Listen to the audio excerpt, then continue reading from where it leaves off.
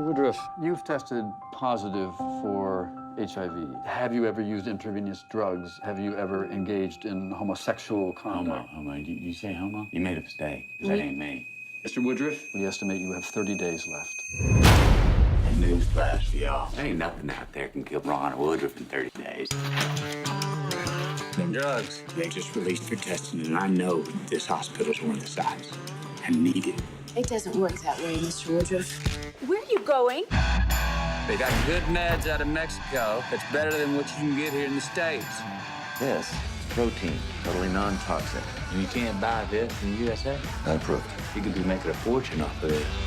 You look great. Well, actually, I look amazing. Anything to declare? Nada. They're importing illegal drugs for sale. It's a very serious offense. They're not illegal. They're merely unapproved. Paul Salfen, Drew Pearson Show, Fox Sports. Fox Sports. Yeah. What big day to be talking sports. We only got 5 minutes. I know. The Longhorns got crushed last night. I know, it's Utah. sad, right?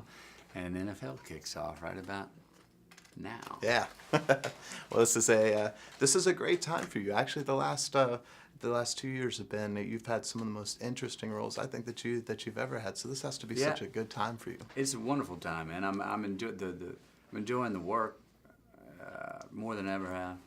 Getting an experience from the roles, an experience from the making of the movies, which has always been my favorite thing to do. I actually like making the movies more than I like watching them. Yeah.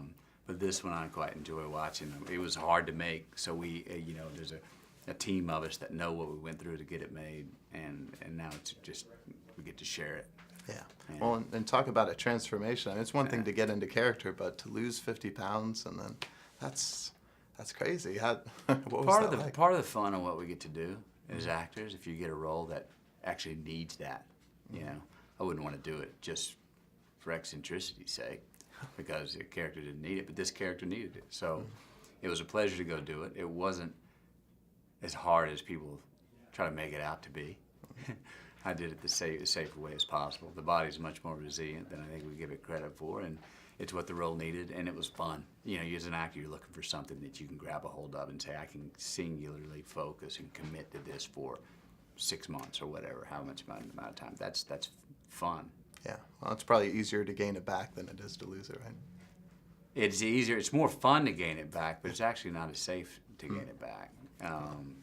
That first cheeseburger and the wheat and gluten in that bread kind of kicked back at me pretty hard, yeah.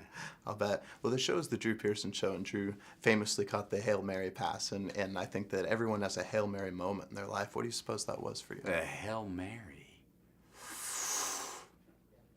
Oh, it wasn't a Hail Mary, but boy, it was the reverse. I remember sitting and talking to Joel Schumacher in about 95, and I was in there talking to him about a much smaller role in a film called Time to Kill. And our meeting was about over, and it was good. It was about this other role. And I said, who's playing the lead role in that? Jake Brigance. And he goes, I don't know. We haven't cast it yet. Well, who do you think should? And I remember going, I think I should. And he started laughing. He was going, it's a great idea, but it'll never happen. The studio won't pay for it, da-da. But it stuck in his mind. And he called me back, and I had a screen test about 2 months later on, I think it was Mother's Day. Anyway, it worked out. Yeah. But if I wouldn't have thrown that Hail Mary right there, I don't know. Might not be sitting here right now. That's true. Well, hey, congratulations. Good job on the J.K. Living stuff. Thanks, man. It's going well, yeah.